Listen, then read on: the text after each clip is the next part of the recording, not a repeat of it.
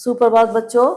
आज मैं कक्षा 10वीं की अष्टम पाठकों के विषय में जानकारी देने जा रही हूँ। आज वह पाठ को मैं पढ़ाने जा रही हूँ जो कि कर्मवीरता पर आधारित है। इसके आगे मैं पाठ का परिचय मैं देना चाहूंगी। वैसे तो आप लोगों ने अपने संस्कृत की शिक्षिकाओं से या शिक्षक से इस पाठ के विषय में पढ़ाई कर ली है। क्योंकि अभी एग्जामिनेशन है, बोर्ड एग्जामिनेशन की तैयारी हमें करनी है, इसलिए कुछ बिंदु पर हम प्रकाश डालते हुए आगे की हम कुछ किस तरह का सवाल परीक्षाओं में पूछे जाते हैं उस पर हम प्रकाश डालेंगे। आइए बच्चों, कुछ हम पाठ का परिचय पहले ले ले। ये पाठ हमारा है। पहले जानते हैं कि शीर्षक का अर्थ क्या होता है। कर्मवीर अर्थात कर्म से वीर, परिश्रमी पुरुष। कथा का स्रोत क्या है हमारा? कथा का स्रोत है कि बिहार के ही एक सुदूर गांव के इलाके में एक दलित बालक की कहानी है और जिसका नाम है राम प्रवेश राम।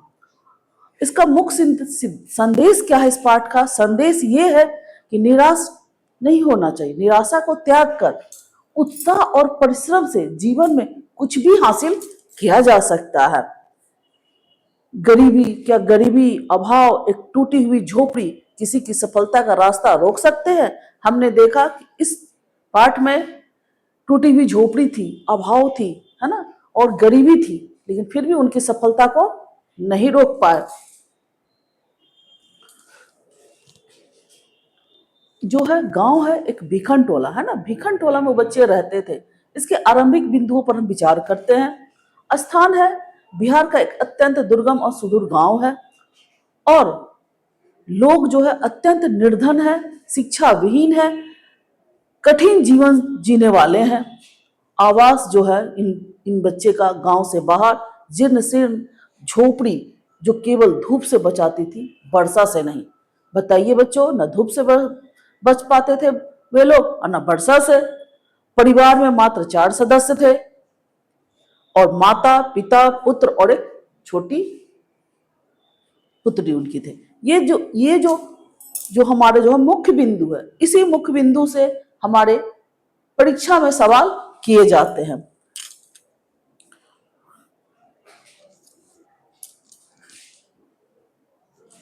आगे आते हैं कि जो शिक्षक की जो नवीन दृष्टि थी उसके विषय में हम विचार करते हैं। बालक जो है क्या है? खेल में मग्न एक दलित बालक है जिसका स्वभाव बेहद आकर्षक है, ऐसा शिक्षक को प्रतीत हुआ। और शिक्षक ने क्या किया? एक चिंगारी का काम किया। उन्होंने एक चिंगारी, उनको एक ये जगाया, है ना, वो समझ गए कि बच्चा पढ़ने वाले हैं। उन्होंने चिंगारी शिक्षक ने बालक में छिपी हुई प्रतिभा को पहचाना और उसे स्वयं शिक्षित करने का निर्णय लिया। शिक्षक गांव में एक कोस दूर विद्यालय के नवीन दृष्टि वाले शिक्षक थे, नई सोच वाले एक शिक्षक थे। और कितने गांव से कितने दूर में थे? 1 कोस दूर पे थे। बिल्कुल वैसा ही है जैसे एक महान खेल कोच जो होते हैं वो क्या करते हैं? सड़क पर खेलते हुए किसी भी बालक की प्रतिभा को पहचान कर उसे एकेडमी ले जाते हैं। इसके बाद आगे हम आते हैं। इसके बाद आगे बढ़ के सफलता का मूल मंत्र क्या है? मूल मंत्र यह है कि छात्रों के लिए अध्ययन ही तपस्या है। अध्ययन से सब कुछ सफलता प्राप्त की जा सकती है। इस पाठ में अर्थाभाव है। छात्रवृत्ति और छोटे बच्चे को ट्यूशन पढ़ा के क्या करते हैं? पैसे की कमी के बावजूद इस धन से उसने नगर के महाविद्यालय कॉलेज में प्रवेश लिए। आज के वे छात्र जो पढ़ाई का खर्च उठाने के लिए पार्ट टाइम जॉब करते हैं। उसके बाद अगले बिंदु में हम आते हैं। अगली बिंदु हमारी क्या है? उन्होंने ज्ञान का मंदिर में, है ना, ज्ञान का मंदिर में उन्होंने क्या किया? घर और पुस्तकालय बिना समय बर्बाद किए एकाग्रचित्त होकर उन्होंने पढ़ाई की। विषयों को आत्मसात किया उन्होंने। ठीक है, आत्मसात कैसे किया? महाविद्यालय के पुस्तक में अनेक पुस्तकों का गहन अध्ययन किया। उसके बाद विश्वविद्यालय में उन्होंने प्रथम स्थान, है ना, स्नातक में परीक्षा में टॉप कर महाविद्यालय का क्या क्या मान बढ़ाया। राम प्रवेश का नाम क्या हुआ? चारों तरफ गूंजने लगा। ना, जबकि उसके माता पिता इस विद्या जनित प्रतिभा से प्रतिष्ठा से अनजान थे, उसके माता पिता को पता नहीं थे। और इसी तरह है आज के संदर्भ में डॉक्टर एपीजे अब्दुल कलाम, जो रातों रात में उधार ली गई किताबों को अगली पढ़ाई के लिए पूरा करते थे, यानी रात में उधार लेते थे पढ़ाई के लिए और अगली दिन क्या करते थे, पढ़ाई पूरा करते थे। आगे हम लोग चलते हैं। आगे है कि उसके बाद उन्होंने जब स्नातक की परीक्षा में सर्वोच्च स्थान प्राप्त किया, जब उन्होंने यूपीएससी की परीक्षा में बैठे, क्या क्या उनका जो शुरू से ही लाइब्रेरी में पढ़ने का ज्ञान था, व्यापक ज्ञान था, अथक परिश्रम वो बहुत करते थे और कठिन पारिवारिक पृष्ठभूमि थे, परिवार भी उनकी उस परिस्थिति में नहीं थे, वो भी चीज हम लोगों ने देखे। ये सब करने के बाद उन्होंने क्या किया, यूपीएससी में केंद्रीय लोक सेवा परीक्षा में उन्होंने परिश्रम से सबसे उन्नत स्थान को प्राप्त किया। ये हमारा मुख्य बिंदु है। और इतना कि साक्षात समिति भी अत्यंत प्रसन्न हुए, उनकी जो ये सारे जो थे गुण जो थे, फिर भी उन्होंने देखे कि उन्होंने यूपीएससी में प्रथम स्थान प्राप्त किए, तो वो साक्षात्कार समिति जो है बहुत अत्यंत प्रसन्न हुए।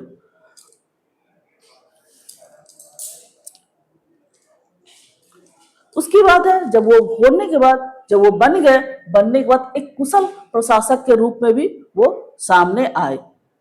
राम परवेश एक कर्मवीर व्यक्ति थे।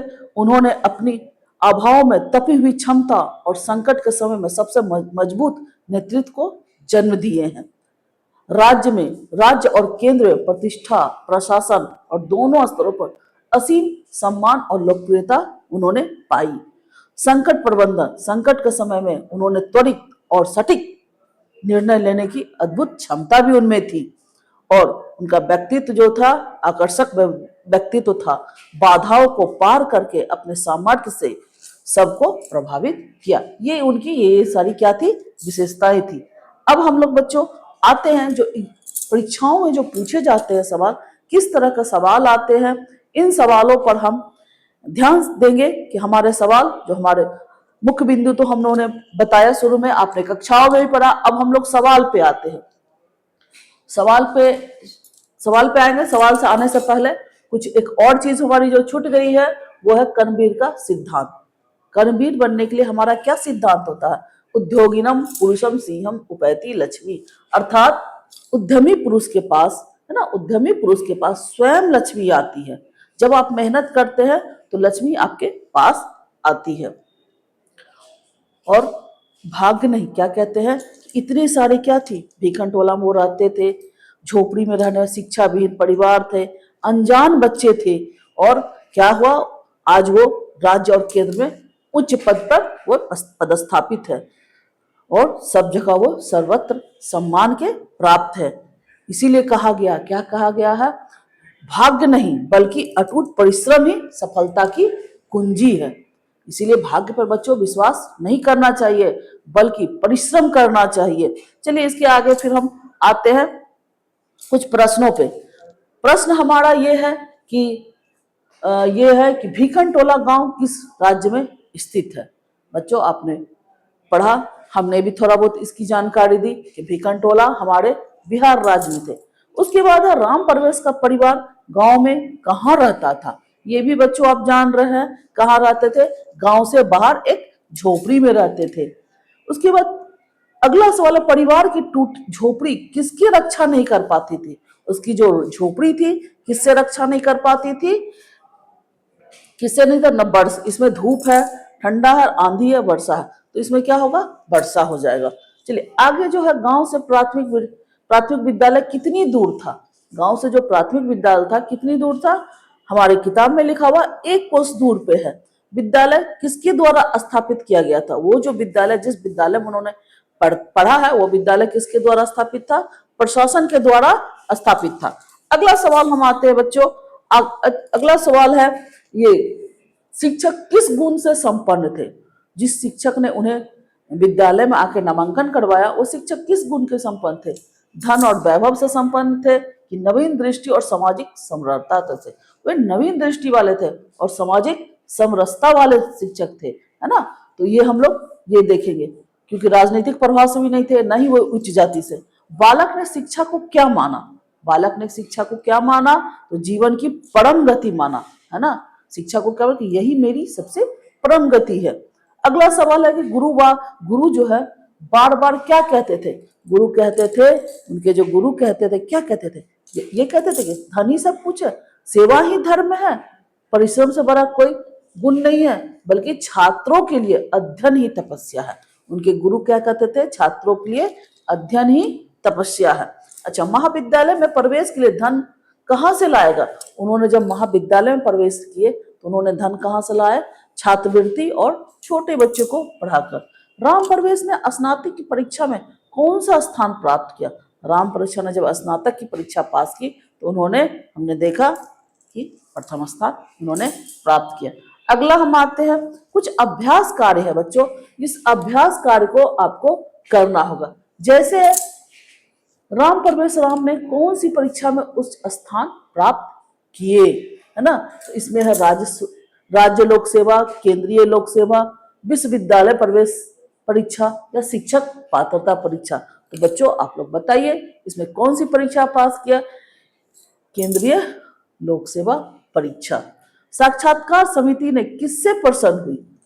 साक्षात्कार समिति ने किससे प्रसन्न, उनके वस्त्र और रूप से, विस्तृत ज्ञान और कठिन परिश्रम में किए गए परिश्रम से, उनके धनी परिवार से, उनकी राजनीतिक पहुंच से। तो बच्चों आप जान रहे हैं उनका विस्तृत ज्ञान और कठिन परिस्थितियों में भी उन्होंने परिश्रम किया। तो ये है, जब आप पाठ को अच्छे से पढ़ लिए तो ये सवाल भी आता है, तो इस तरह के सवाल आता है। अगला है कि पाठ का मुख्य संदेश क्या है ना। इस पाठ का पढ़ने का हमारा क्या मूल संदेश है, क्या है, जाति से व्यक्तित्व की पहचान होती है, धन से सब कुछ मिलता, निराश ना होकर उत्साह से सब कुछ संभव है, या केवल ही गुरु ही सफलता दिला सकता है। अब बताइए बच्चों इसमें कौन सा हो सकता है।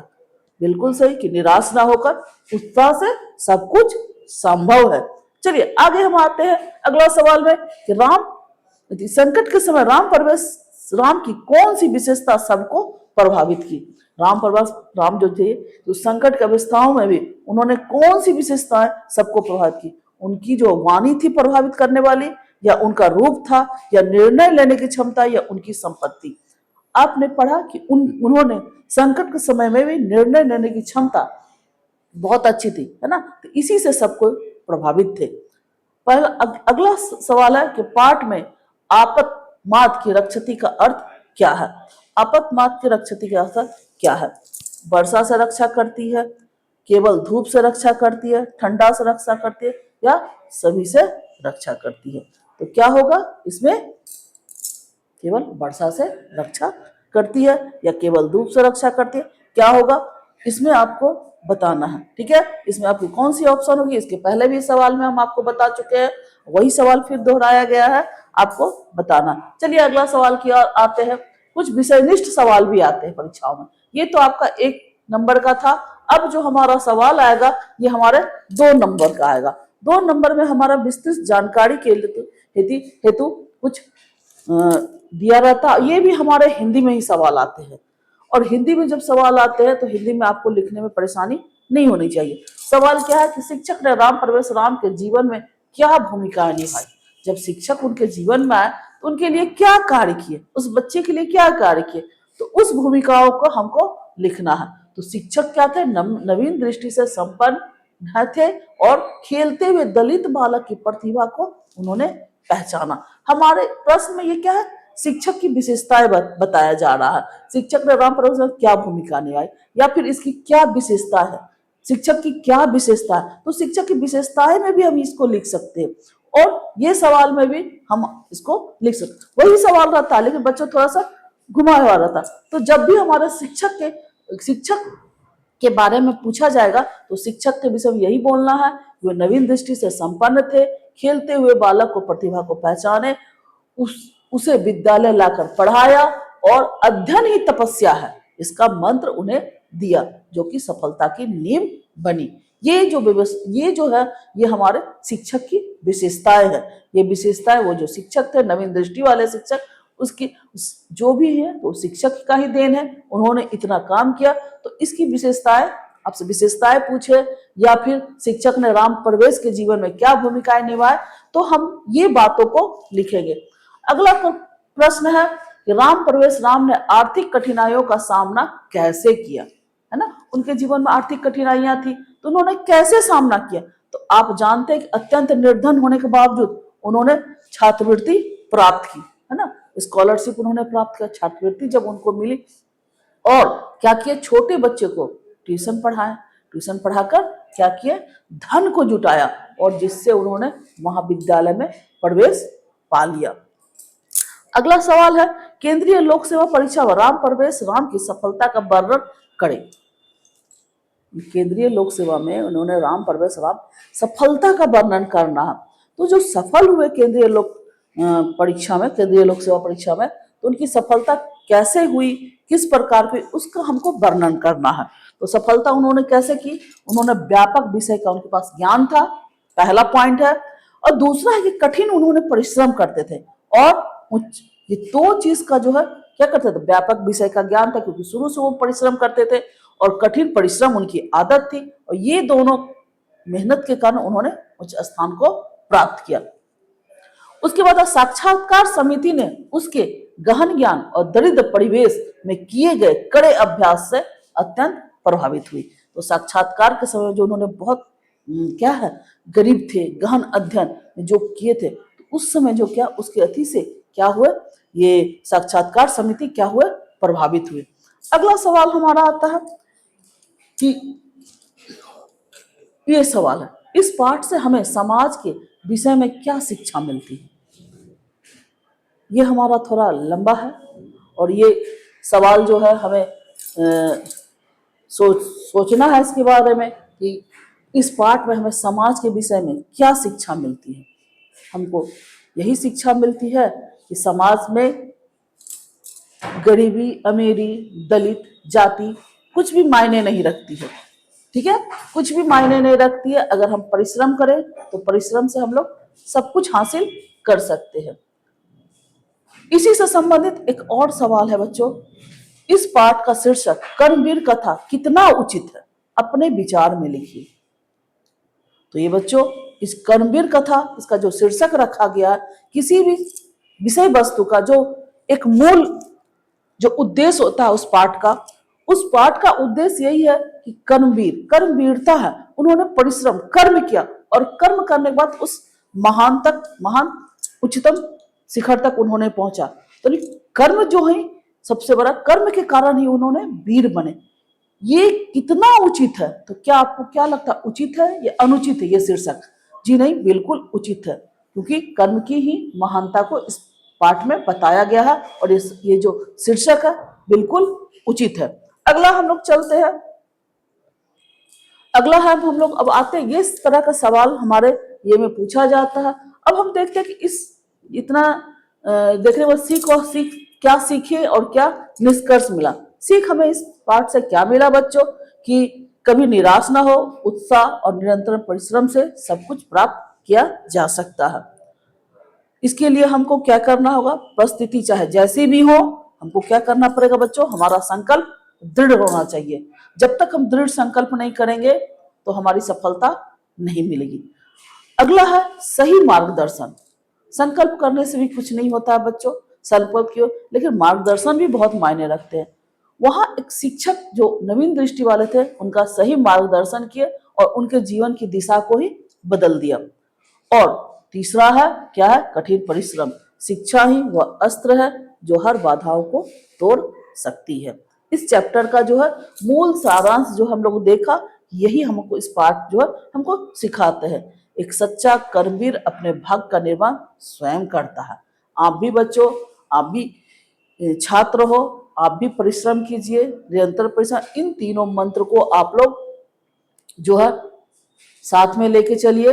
आप एक अच्छा मार्गदर्शक चुनिए, एक दृढ़ संकल्प कीजिए और कठिन परिश्रम कीजिए। जिस दिन आप संकल्प कर लेंगे बच्चों, उस दिन आपको कठिन परिश्रम करने की आदत बन जाएगी। संकल्प लोगे तो परिश्रम करोगे। पहले आप संकल्प लो कि आपको क्या करना है।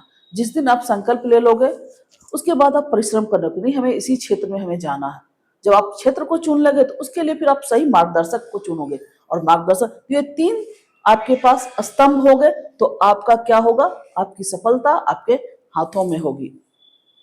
इसी के साथ बच्चों हमारा ये पाठ समाप्त होता है। धन्यवाद बच्चों।